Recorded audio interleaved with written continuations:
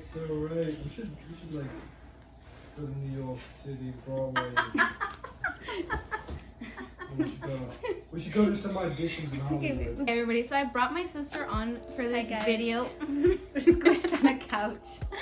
I brought my sister on for this video to explain what my thought process was before I started saving for Hawaii, and how she mentored me into coming out here and believing in myself that I could actually afford it out here. So yeah.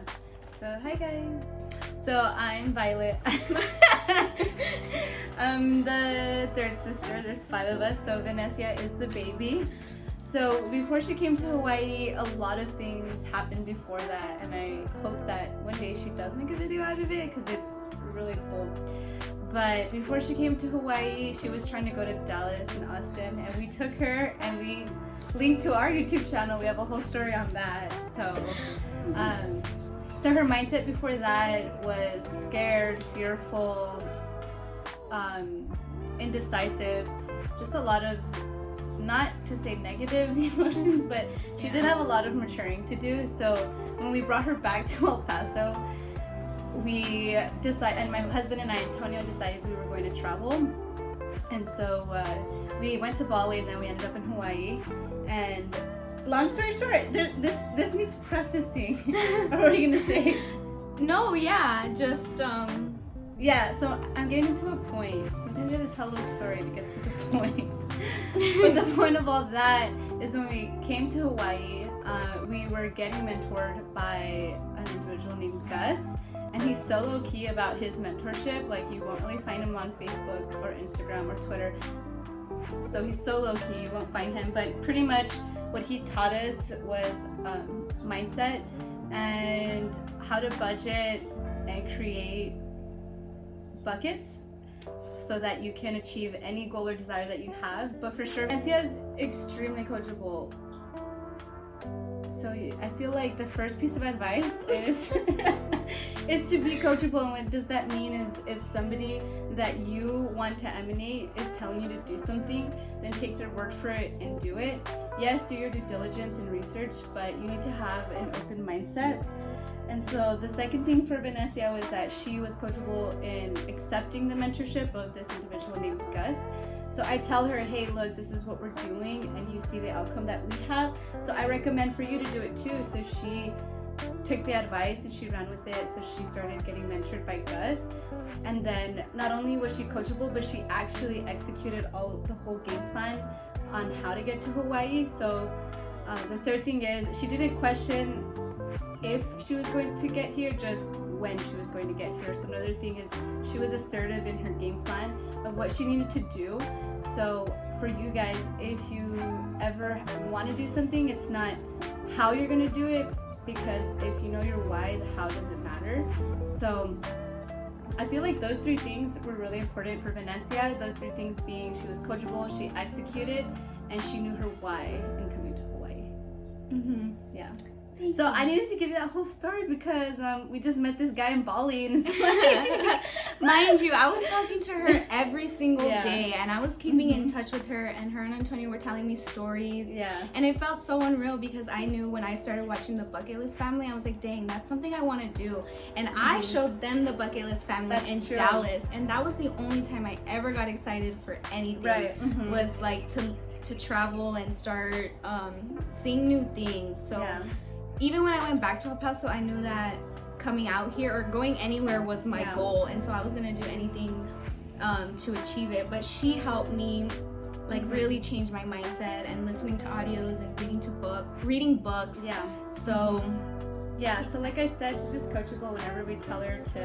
Whenever we recommend, I don't tell her what to do. I recommend these things, and then if she takes the advice and run with it, that's all her. So for y'all, if you guys are wondering how she got in Hawaii, it was a lot of mindset, and hard work, but mainly mindset, right? Yeah, mainly mindset. And so this is me at a different time. I realized that this video didn't make sense with just the clip of me and her, so I just wanted to come on here and discuss some of the things that she pointed on and that I pointed on.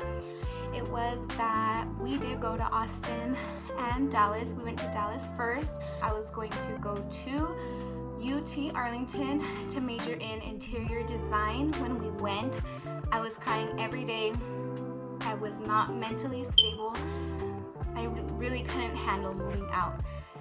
So that's when we went to Austin, and then we were all gonna live there with my sister Vivi, and then she said that she was gonna go to the Air Force, and so I was like, all right, I'm not gonna stay here in Austin either, because I just couldn't handle being away from home. So when I came home, I realized that I needed to go to the doctors, and I'm gonna talk about it because it's not a big issue for me because I've already dealt with it. I guess for some people, if you're not ready to talk about it, then that's okay. I've done what I had to do to deal with it. Looking back, I was diagnosed with depression and anxiety, and I knew that when I left. I was like, it wasn't a surprise. I guess I just had to leave and really see it for myself that I needed to really take care of that. So I was diagnosed with depression and anxiety, and then when I came back for 6 months. I was working one job. I was working at Michael's, but then when I wanted to move to Hawaii, then I started working at Cheddar's, and that was the time when I got a mentor, and I started changing my mindset. So the real thing for me moving to Hawaii was 100% my mindset, because when I moved to Austin and Dallas, I didn't think I was capable of doing anything. I didn't think I was capable of finding a job, really keeping up with my needs and all the amount of bills I was gonna have to pay, because we were gonna live in an apartment, all 4 of us. So I really doubted myself.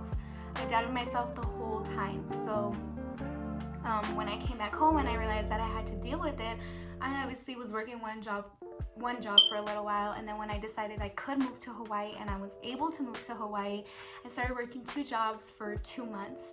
So I just saved up a lot of money. I put that money into my buckets, a percentage into each amount, and then when I moved to Hawaii, I had enough money to be stable without working for about a week, and then I started working hard in Hawaii. Alrighty everyone, thank you so much for watching my video on how I was able to afford Hawaii, and it would really mean the world to me if you could like and subscribe. If you have any questions about any of the topics that I brought up, feel free to comment in the comment section down below or DM me on Instagram. So thank you for watching my video, and I'll see you in the next one. Bye! Is that good? Yeah. Okay. Thank you for being on my channel.